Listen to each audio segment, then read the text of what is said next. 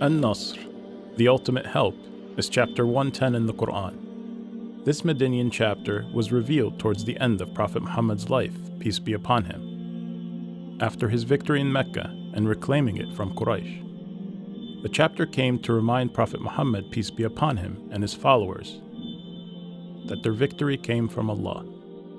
إِذَا جَاءَ نَصْرُ اللَّهِ وَالْفَتْحِ. When Allah's ultimate help comes and the victory over Mecca is achieved, وَرَأَيْتَ النَّاسَ يَدْخُلُونَ فِي دِينِ اللَّهِ أَفْوَاجًا. And you, O Prophet, see the people embracing Allah's way in crowds, referring not only to the Arab tribes who were embracing Islam soon after their victory in Mecca, but it's also a promise Allah is making to Prophet Muhammad, peace be upon him, that many nations and people from all over the world will continue to embrace Islam long after he dies and until the end of time.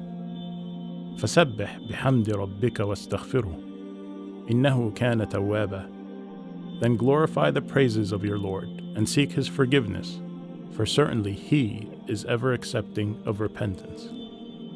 The chapter ends with a lesson for Muslims that whenever you achieve victory or success in anything you do, whether it's in school, work, or sports, know that it's from Allah, and to humble yourself and not be arrogant by praising Allah for his victory, thanking him for it, and seeking his forgiveness.